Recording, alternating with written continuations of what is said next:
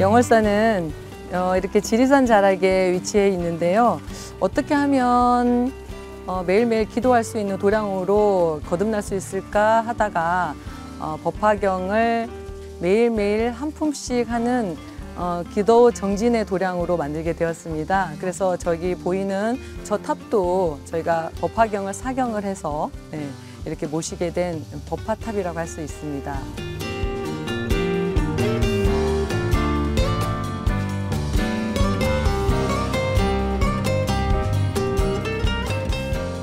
소중한 나. 와. 우리 아름다운 또 법화경 독송도량 남원 영월사에서 여러분들 찾아뵙게 되었습니다. 반갑습니다. 광우입니다. 와. 예. 우리 주지스님께서 기도도 너무 엄청 열심히 하시고 또 우리 지리산의 맑고 깨끗한 기운이 가득한 우리 영월사 이 아름다운 도량에서 또 소중한 나 무한행복 소나무를 여러분과 함께 공개 녹화의 시간을 가지게 되었습니다. 여러분들도 참 좋으시죠? 예, 뭐 별로 안 좋은 것 같은 표정인데 그냥 좋게 봐주세요. 우리 영월사가 법화경 독송도량이에요. 그렇죠? 근데 제가 금강경 독송도량에 가면 금강경 가피 이야기를 해드려요.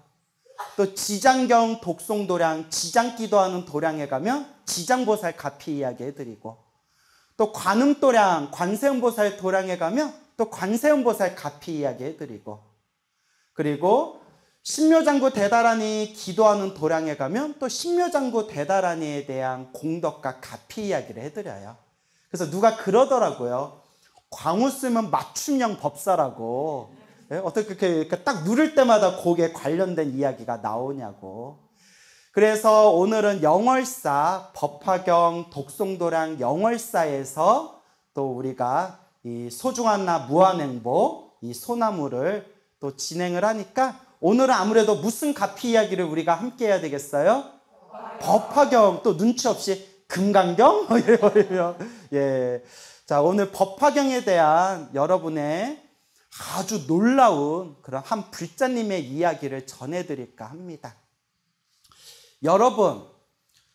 여러분들 다들 행복하게 살고 싶죠? 그렇죠? 네. 행복하게 살고 싶으니까 절에도 다니는 거잖아요. 맞습니까? 네. 근데 여러분, 행복도 불행도 누가 지은 업이라고 했어요? 내가 지은 업이다. 제가 항상 말씀드리죠. 근데 행복해지고 싶다면 우리가 행복해질 수 있을 만한 무엇을 지어야 된다고 했죠? 복과 선업과 공덕을 지어야 된다. 제가 항상 귀가 따갑도록 드리는 말씀이지만 다 자기가 지은 복대로 살아가요, 여러분. 그래서 스님, 인생을 살아가면서 너무 힘들고 괴롭고 답답해요 하는 사람일수록 무엇을 많이 해야 된다? 기도를 많이 해야 됩니다. 기도를 많이 해야 돼요. 근데 여러분 절대 오해하지 마세요. 제가 전국을 다니면서 전국 방방곳곳에 제가 항상 법문하고 강의하잖아요. 그렇죠? 근데 제가 서울 위주로 서울에서 지금 살고 있고 또 전국에 저기 제주도까지 전국에 이제 법문을 하고 전국에 이제 강의를 하고 다니는데 다 그런 건 아니지만 혹시 제 말 오해하지 마세요. 그냥 제가 여러분들한테 달콤한 당근만 드릴 수는 없잖아요. 여러분 더 열심히 기도하세요 라는 의미로 저도 한번 채찍질할 필요가 있잖아요. 그렇죠? 제가 왜 이런 이야기를 이렇게 뜸을 들이느냐. 다 그런 건 아니에요. 지방에서 신행생활을 하는 불자님들 중에서도 정말 기도 많이 하시고 신도로서 정말 존경스러운 그런 신도분들, 불자님들도 있지만 여러분 이거 뭐 자기 얘기가 아니라면 한 귀로 흘려도 되지만 혹시 내 얘기인가 싶으다 분들은 반성하셔야 됩니다. 유독 지방, 또 지방 중에서도 유독 시골에 계시는 불자님들이 꾸준히 기도를 안 해요.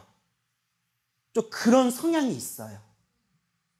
다 그런 건 아니지만 조금 이렇게 시골로 갈수록 절에는 몇십 년 꾸준히 다니셨다고 입으로는 말씀하시지만 기도를 열심히 하거나 꾸준하게 하는 분들을 의외로 많이 볼 수가 없어요. 솔직히 여러분들 주변에 보면 그런 거 느끼시죠? 근데 제가 늘 말씀드리잖아요. 절에 안 다니는 것보다는 절에 다니는 게 공덕이 쌓이지만 그냥 몸으로만 절에 다니는 걸로는 내 업이 바뀐다 안 바뀐다? 잘 안 바뀌어요. 뭐 해야 된다? 기도하고 복을 짓고 꾸준하게 공덕을 닦아야 돼요.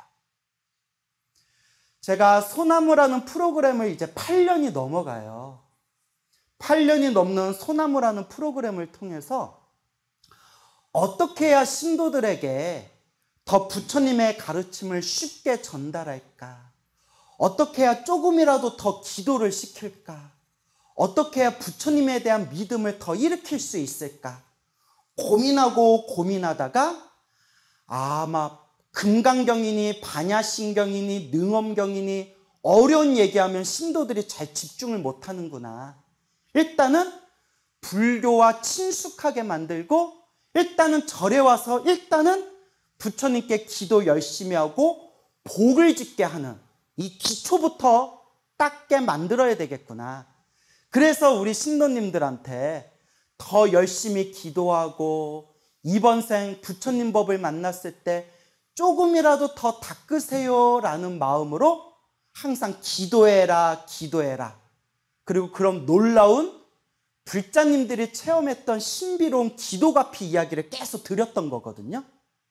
왜냐하면 남들이 기도 열심히 해서 저런 신비로운 가피를 받았다 이런 얘기 사람이 자꾸 듣다 보면 나도 뭐 하고 싶은 마음이 생길까요? 나도 기도해야 되겠다. 나도 기도 한번 해봐야겠다. 그게 제 목적이었어요. 이번 생 사람으로 태어나 소중한 부처님 법을 만났으니 무엇을 좀 열심히 해봐라? 기도를 열심히 해봐라. 잘 살고 못 사는 것이 다 누가 지은 업이다? 다 내가 지은 업이다. 그러니 이번 생 힘들고 괴롭고 답답할수록 한번 간절하게 기도를 해봐라.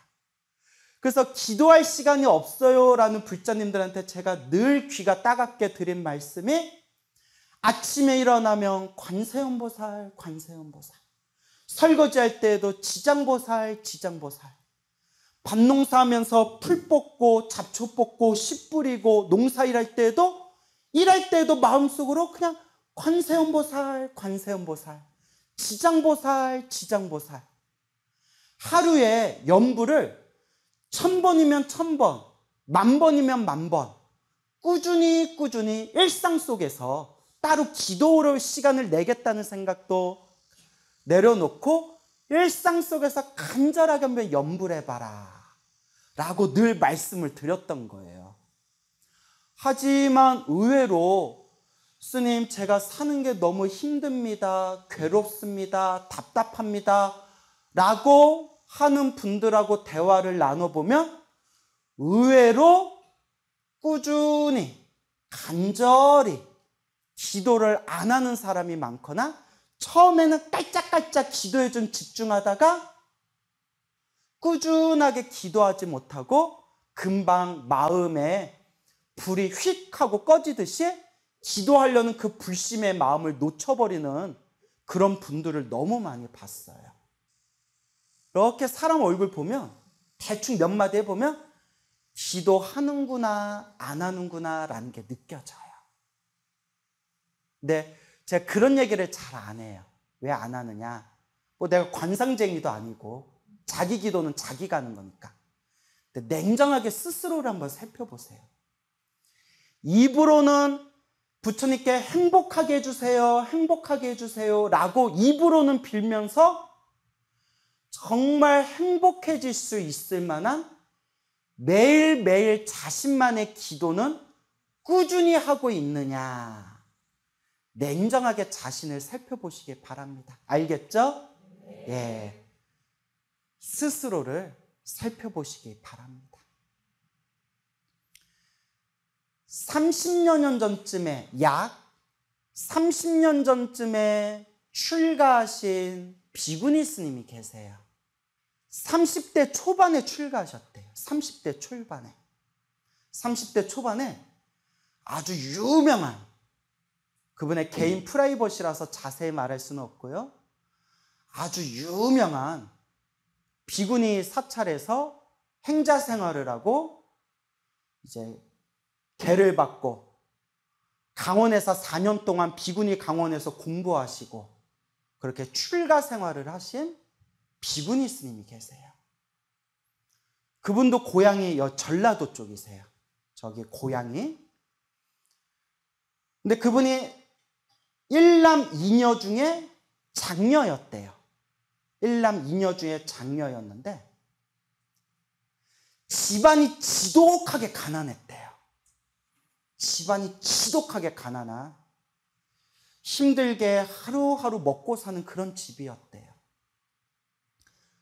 근데 이 비구니 스님이 30살 초반에 출가를 하게 된 이유가 뭐냐면, 참 먹먹해요, 가슴이.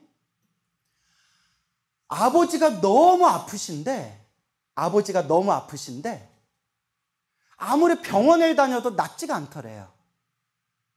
집안은 정말 가난하고 병원에 갈 그런 돈도 부족하고 아버지는 병이 쉽게 낫지도 않고,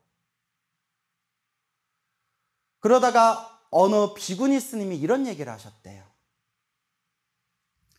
네가 머리 깎고 출가를 해라.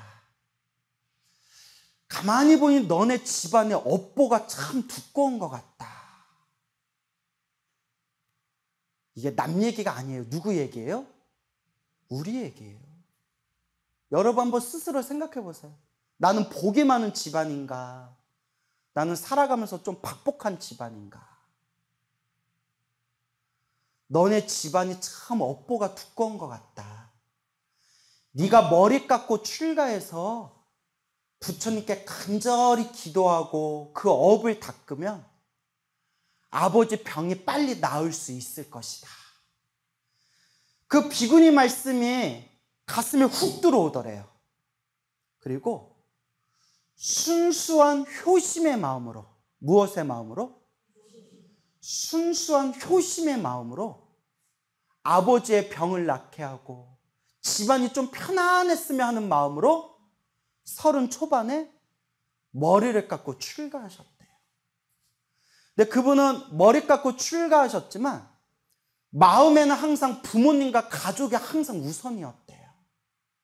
항상 부모님, 가족. 그리고 그렇게 눈물도 많이 흘렸답니다. 밤에 남몰래 울다가 베개도 몇 번이나 눈물로 적셨대요. 그렇게 4년 동안 강원 생활을 마치고 이제 수행에 집중을 해야 되는데, 여러분 제가 항상 복에 대해서 얘기하죠. 밖에서 잘 먹고 잘 사는 것도 뭐가 있어야 돼요? 복이 있어야 돼요. 스님들도 이렇게 수행에 집중할 수 있는 것도 뭐가 있어야 돼요? 복이 있어야 돼요. 복이 없으면 수행에 집중할 수가 없어요. 이 스님은 너무 복이 없었나 봐요. 머리 깎고 출가했는데도 집안 형편이 나아지지가 않고 너무나 집안이 어려워서 이 스님이 수행에 집중할 수가 없는 거예요. 또 저도 뭐 건너들은 얘기지만 참 먹먹해요. 일남 이녀 중에 장녀라고 했죠. 남동생이 눈이 멀었대요. 그리고 사실 밑에 또 동생이 하나 있었는데 물에 빠져 죽었대요. 집안은 너무나 가난하고 그 후에 아버님의 병이 나으셨는지는 제가 잘 그 얘기까지 못 들었지만 어머니도 항상 목이 아프신 거예요. 항상 몸이 아프시고 목이 아프셔서 어느 날은 밥도 제대로 못 드시고 물도 제대로 못 드시고 침도 제대로 못 삼키신대요. 어떻게 해요? 장남이라고 할 수 있는 남동생은 그렇게 큰 장애가 있어가지고 부모님을 제대로 모실 수도 없고 자기는 머리 깎고 출가하고 그나마 여동생 하나가 부모님 모시고 있고 부모님을 도와드리고 있지만 여동생도 찢어지게 어려운 거예요. 그러니까 스님이 수행에 집중할 수가 없고 여기저기 다니면서 그렇게 어디 기도 올리고 재지내고 그렇게 목탁 두들기면서 조금씩 용체가 생기면 그걸로 이제 집안에다가 그게 부모님을 요양하면서 그렇게 이제 살아가고 있는 겁니다. 그런 와중에서도 간절하게 부처님께 기도했대요. 간절하게 부처님께 기도했대요. 우리 부모님 편안하게 해주세요. 우리 가족들 편안하게 해주세요. 부처님. 네, 여러분 꼭 명심하시기 바랍니다. 명심하세요. 기도를 아무리 많이 해도 나쁜 일이 생긴다 안 생긴다? 생겨요. 복이 많은 사람은 평생 기도 한 번 안 하고 절에 한 번 안 와도 일이 술술 풀려요. 그것도 누구 복이에요? 자기 복이에요. 업장이 두꺼운 사람들은 아무리 기도해도 항상 안 좋은 일들이 생겨요. 그것도 누가 지은 업이에요? 자기가 지은 업이에요. 그렇게 열심히 기도했는데도 안 좋은 일이 생겨봐요. 미치고 팔짝 뛰는 거예요. 근데 제가 늘 말씀드리죠. 기도를 열심히 했는데도 나쁜 일이 생기는 것은 기도 효과가 없는 것이 아니라 크게 받을 업보를 어떻게 받는 거다? 작게 받는 거다. 근데 이런 얘기 아무리 해줘도 대부분의 불자들은 기도 열심히 하다가 안 좋은 일이 생기면 막 마음이 흔들려요. 그게 중생의 업보예요. 비구니 스님이 하염없이 우리 집안 편안하게 해주세요. 부처님. 이 업이 다 녹게 해주세요. 부처님. 하염없이 기도했는데 그 짬짓돈 저축해서 그 모은 돈으로 도반스님들하고 돈을 모아서 작은 절을 하나 사기로 했대요. 아무래도 내절이 하나 딱 생기면 훨씬 그래도 기도하고 수행하고 또 아무래도 부모님 요양하는데 훨씬 그래도 장점이 많잖아요. 그러니까 혼자서는 능력이 안 되니까 마음 맞는 도반들끼리 마음을 모아가지고 돈을 모아서 절을 사기로 했대요. 그런데 업장이 너무 두꺼웠나 봐요. 사기를 당했대요. 눈물 없이 못 듣겠다 진짜. 사기를 당했대요. 그 힘들게 모은 돈이 그 허공으로 다 사라진 거예요. 스님이 정신적으로도 충격이 왔지만 너무 극심한 스트레스 때문에 건강이 무너지더래요. 사람이 이래서 죽는구나. 자기가 이렇게 신문 같은 거나 뉴스 볼 때 자살하는 사람들 얘기 나오면 솔직히 이해가 안 됐대요. 나 같은 사람도 사는데 왜 자살을 해? 그런데 이런 일들을 자꾸 겪다 보니까 사람이 이래서 죽는구나. 네, 여러분. 이렇게 기도하다가 그래도 힘들고 괴로운 일이 끊임없이 나를 괴롭힐 때 그럴 때일수록 결국 뭐 해야 돼요? 기도해야 돼요. 그때가 기도할 때입니다. 근데 대부분 불자들은 안 돼요. 예라이 내가 부처님 절 쪽 보고 내가 소변도 안 넣는다 야. 막 이렇게 대부분이 흔들려요. 그런 사람들 많이 봤어요. 그럴 때가 기도할 때입니다. 그럴 때 딱 마음을 다잡아야 돼요. 내가 이렇게 오랫동안 간절히 기도했는데도, 내가 이렇게 힘들고 괴로운 것은 그만큼 시작 없는 옛적부터 내가 무엇을 많이 지었기 때문이다? 무거운 업보를 많이 지었기 때문이다. 그러니 내가 더 열심히 기도해야 된다 라고 명심하셔야 됩니다. 그럴 때 이 스님이 너무나 가슴이 무겁고 힘들어서 전국의 유명한 기도도량에게서 계속 기도에 집중을 하셨대요. 정말 기도를 안 하면 죽을 것 같더래요. 그래도 이분이 믿음이 있는 분이에요. 정말 믿음이 있는 분이에요. 그러다 어느 기회에 친한 도반스님의 권유로 저 경상도 쪽에 평생 법화경을 수행하신 노스님을 만나게 됐대요. 평생 법화경을 수행하신 노스님을. 그 노스님을 만나서 이런저런 대화를 하는데 노스님이 너무 편안하시더래요.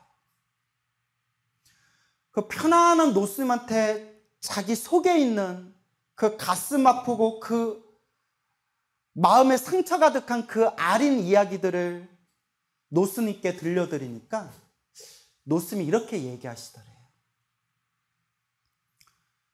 여기서 딱 100일 기도 해보자. 법화경 100일 기도 해보자. 스님, 제가 이런저런 일로 마음이 많이 쫓기는 사람이라서 제가 그렇게 100일 동안 절 한가운데에서 그렇게 기도에 집중할 여유가 없습니다. 노스님이 가만히 계시더니 49일만 해보자. 50% DC해 준 거예요. 100일에서 49일. 스님 49일도 힘들 것 같습니다. 우리 같으면 그럴 것 같아요. 야, 네 업이 그렇게 두꺼운데 49일도 집중을 못하냐? 넌 안 되겠다. 이런 마음이 생길 수도 있어요. 근데 노스님이 참 성품이 자애로운 분 같아요. 더도 말고 더 이상 대꾸하지 말고 21일만 기도해보자. 며칠? 21일만 하루에 8시간씩 새벽에 2시간, 오전에 2시간, 낮에 2시간, 밤에 2시간, 2시간씩 4번, 8시간 21일만 부처님께 간절하게 법화경 기도를 해보자. 예, 한번 해보겠습니다. 그리고 법화경을 그 노스님이 계신 그 절에서 21일 동안 간절하게 기도를 했대요. 새벽, 아침, 낮, 저녁 시간 2시간씩 4번 8시간 간절하게 법화경을 독송하고 기도하고 남는 시간에는 사경을 하면서 법화경에 사경을 하면서 기도를 하는데 기도에 너무 열심히 집중해서인지 일주일 만에 도저히 말로써 표현할 수 없는 그런 어떤 묘한 그런 어떤 느낌들이 일어나더래요. 노스님께 여쭤보니까 노스님이 놓아버려라. 집착하지 말라라. 흘려버려라. 그냥 기도에만 집중해라. 예, 스님. 이런 거에 일어나고 사라지는 이런 거에 집중하지 않고 남은 기간 기도에만 집중하겠습니다. 그러니까 간절하게 기도하고 있는데 집에서 전화가 왔는데 엄마가 비군 있으면 어머니, 여동생한테 전화가 온 거예요. 엄마가 후두암이래. 엄마가 암이래. 근데 아까 살짝 복선이 깔렸죠. 평소에 몸이 너무 아프시고 밥 먹고 물 마시고 침 삼키는 것조차 힘들어 하실 때가 많았대요. 엄마가 후두암이래. 비구니스님이 억장이 무너지는 느낌이더래요. 억장이 무너지는 느낌이더래요.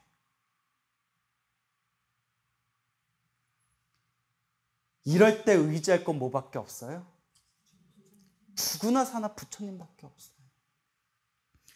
21일 기도가 이제 끝마칠 때가 왔어요. 코앞에 다가왔어요. 이제 며칠 안 남았어요. 참 21일 동안 간절하게 기도했는데 들린 소식이 엄마가 후두암이래. 노스님께 말씀을 드리니까 노스님이 가만히 들으시더니 집안의 업이 정말 두꺼운 것 같다. 흔들리지 말고 21일 마지막 끝까지 기도해라 하시더니 비구니스께 이렇게 얘기하시더래요. 스님, 어머니 몸도 아프시고 집안에 그렇게 안 좋게 죽은 형제도 있고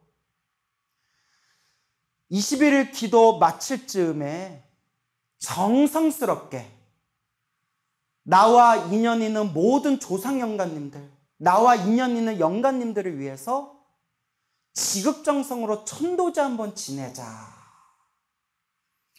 여러분, 제가 법문에서 수도 없이 말씀드렸지만 저는 천도제의 공덕을 믿어요. 저도 살짝 체험한 게 있거든요. 하지만 꼭 명심하세요. 여러 번 얘기하는데 천도제는 만병통치가 아니에요. 알겠죠? 왜냐하면 신도님들 중에 그럼 뭐 천도제를 무슨 구처럼 여겨가지고 천도제만 지내면 모든 일이 만병통치처럼 만사형통할 거다, 이런 걸 집착하는 한국의 불자들이 많아요. 그래서 제가 늘 들으는 얘기가 지장경에도 분명히 나왔지만 천도제는 공덕이 있다 없다? 분명히 있어요. 하지만 여러분들 오해할까봐, 집착할까봐 늘 말씀드리는 게 모하지는 말아라, 만병통치 약이다라고 여기지는 말아라. 알겠죠? 예. 천도제를 지내보자. 고민하다가 예스님 천도제를 올리겠습니다. 그 스님이 대출까지 받아서 천도제를 올렸대요. 네, 여러분 이게 중요한 게 있어요. 절대 스님들끼리라고 해서 절대로 공짜로 해주는 게 아니에요. 인과법이에요. 인과법. 물론 공짜로라도 천도제를 지내드리는 게 좋겠지만 인과법 법칙에 의하면 반드시 내가 보시공덕을 지어야 돼요. 지장경에도 그 내용이 자세히 나와요. 그러니까 여러분 절에 다니면서 공짜 좋아하지 마세요. 복 지으려고 절에 온 거잖아요. 스님이 대출까지 받아서 천도제를 올렸대요. 정성스럽게. 노스님도 그 스님의 사정을 잘 알기 때문에 노스님도 지극정성으로 천도제를 준비해 주셨고, 같이 기도했던 스님들이 오셔가지고 법당에서 마지막 여법하게 천도제를 지내고 마지막 21일까지 간절하게 법화경 기도를 딱 마쳤다고 합니다. 그리고 어머니는 이제 항암 치료를 받기 위해서 서울의 대형 병원에 들어가서 이제 MRI 정밀 검사까지 받으시고, 그렇게 21일 기도가 끝나고 나서 얼마 되지 않았을 때 여동생한테 전화가 왔어요. 여동생이 막 울먹거리면서, 스님 지금 병원 갔다 와서 의사 선생님 뵙고 검사 결과 받았는데 암이 흔적도 없이 사라졌대요. 의사조차 놀랬대요.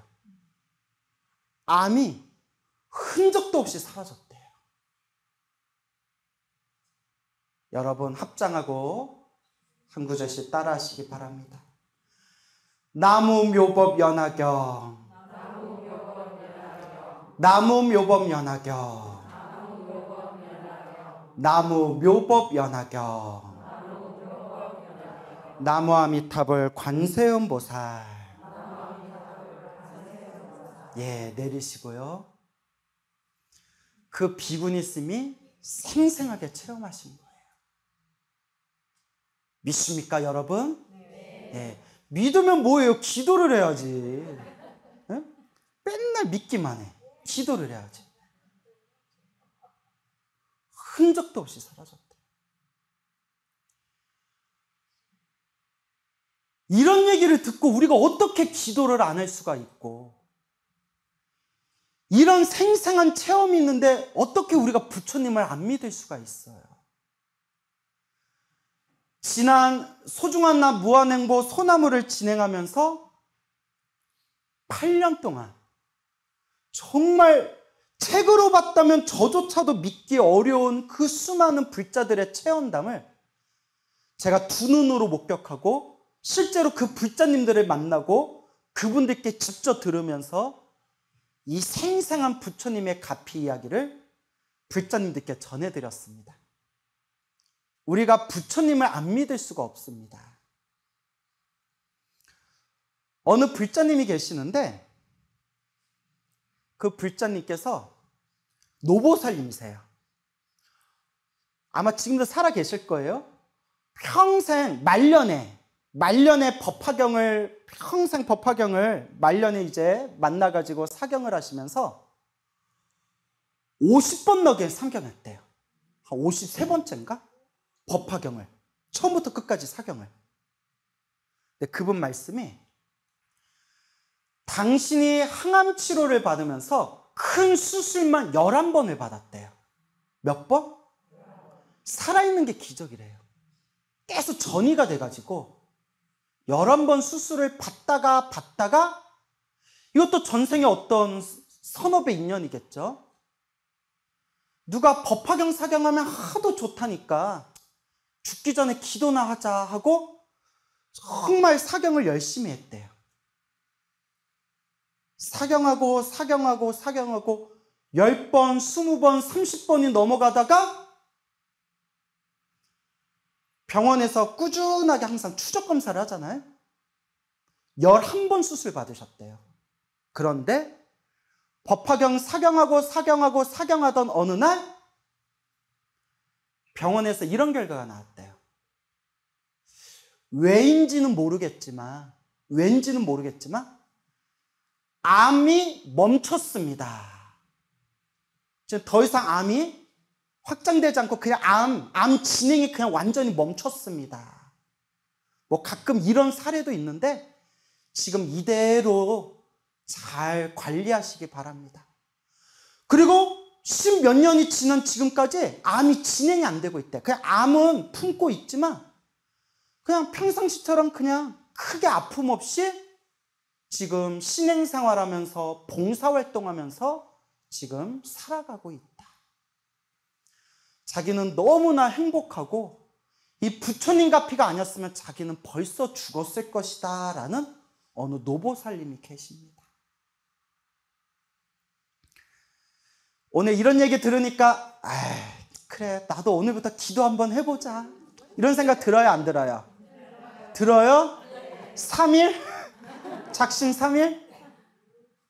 근데 여러분 제가 항상 가피 이야기하면서 늘 드리는 이야기가 있어요. 앞에서도 말씀드렸지만 이게 제일 중요합니다. 기도를 열심히 해도 나쁜 일이 생긴다 안 생긴다? 예, 그걸 명심하세요. 여러분 기도해도 나쁜 일이 생겨요. 왜다? 누가 지으너? 왜 중생들은 자기가 지은 업보 때문에 자기가 이 괴로움을 당하는 거다라는 걸 인정하지 않고 왜 항상 남 탓하고 절에 다니면서 기도했는데 왜 자기한테 이런 일이 생기냐고 부처님 탓을 하냐는 거예요. 팔만대장경의 한결같이 자기가 지은 업은 자기가 받는 거다. 자기가 지은 업이 너무 무거우면 웬만큼 수행하고 웬만큼 닦아도 이 업에서 벗어나기가 어렵다. 그러니 악업을 짓지 말고 좋은 인연만 닦아야 된다라고 부처님이 팔만대장경에서 그렇게 얘기하셨는데도 뜬금없이 스님, 내가 기도했는데 왜 저한테 이런 일이 생겨요? 아유, 다 뻥인 것 같아요. 기도해봤자 영혼도 없네요. 이렇게 왜 이렇게 흔들리는 중생들이 많으냐는 거예요. 뭐 흔들리는 꽃들 속에서 네 샴푸 향이 생각난 거예요? 예? 이게 뭐 말이야, 당나귀야? 결국은 누가 닦아야 된다? 자기가 닦아야 돼요. 어느 불심이 지극한 거사님이 계셨는데 부인분께서 항상 부인을 절에 데려오는 게, 부처님과 인연을 맺게 하는 게 당신 소원이셨대요. 근데 부인 되시는 분이 그렇게 뭐 절에 관심이 없었대요. 그러다 말년에 몸이 좀 너무 이상해서 병원에 갔는데 암 판정을 받은 거예요. 그것도 거의 말기였대요. 이상하다 싶어서 병원 가면 뭐 말기라면서요. 거사님께서 법화경 사경해라. 법화경 사경하면 반드시 가피가 있을 것이다. 간곡하게 얘기를 하셨대요. 보살님이 그날부터 항암 투병 생활을 하시면서 정말 하루 종일 정말 법화경 사경을 열심히 하셨대요. 몇 개월 동안 정말 하루 종일 법화경을 써가면서 열심히 사경을 하셨는데 결국 암으로 숨을 거두셨어요. 좋은 얘기만 있는 건 아니에요. 사경을 열심히 하셨는데도 암으로 세상을 떠나셨어요. 그런데 워낙 절에 오래 다녔던 분들이라서 많은 불자님들이 장례식장에 찾아오고 평소에 친분이 있는 스님들도 장례식장에 찾아오셨대요. 그러니까 장례식이 마치고 며칠이 지난 뒤에 절에서 스님들하고 차를 마시는데 표정이 편안하고 담담해 보이시더래요, 거사님이. 근데 거사님이 이렇게 얘기하시더래요. 아내가 제 암을 낫게 해주세요라고 간절하게 기도하면서 법화경을 사경했는데도 몇 달 못 살고 암으로 세상을 떠났습니다. 그렇지만 저는 너무나 고맙습니다. 왜요? 스님, 평생 절에 다니지 않았던 사람이 죽기 전에 뭐 하나는 쓰고 갔지 않습니까?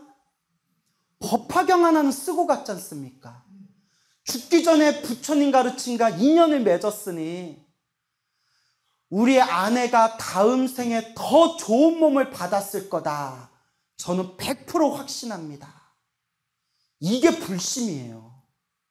내 아내가 이렇게 법화경 사경을 열심히 했는데 왜 세상을 떠났을까?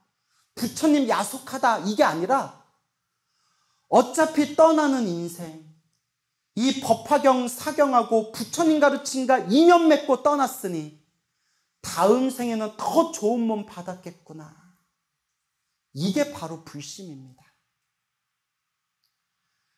우리가 인생을 살아가면서 힘들고 괴로움이 가득할 때 그것도 누가 지은 업이다? 내가 지은 업이에요. 그 여러분, 지금 닦지 않으면 다음 생에 또 이렇게 살아야 돼요. 그래서 제가 늘 하는 얘기가 있어요. 징글징글하다. 여러분, 다음 생에는 좀 더 좋은 몸 받아야 되지 않겠어요? 인생을 살아가면서 사람으로 태어나고 부처님 법을 만난 것이 정말 큰 복이다. 사람으로 태어나 이번 생 부처님 법을 만났으니 이번 생 잘 닦아나가시기 바랍니다. 한 달에 한 번씩 여기서 법화경 철야기도 하는 거 알죠? 한글 법화경을 1품부터 28품까지 8시간 넘게 독경하신대요. 그래서 철야기도 들어가기 전에 차도 안 드세요. 중간에 뭐 할까봐? 쉬 마려울까봐. 세상에 이런, 저는 못해요, 그렇게. 저는 체력이 약해서 못해요. 딱 봐도 좀 연약해 보이지 않아요? 저 오다가, 바람 불어서 저 날아갈 뻔했어요. 얼마나 야리야리해요.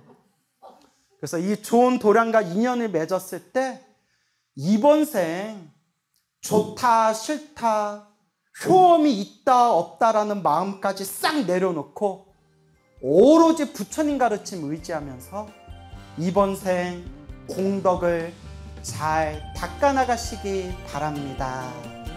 여러분 행복해지고 싶습니까? 행복한 삶을 창조하고 싶습니까? 복을 지으십시오. 선업을 지으십시오. 공덕을 쌓으십시오. 복과 선업과 공덕의 힘이 우리들을 진정한 행복의 길로 이끌어 줄 것입니다. 오늘 여기서 마치겠습니다. 성불하십시오.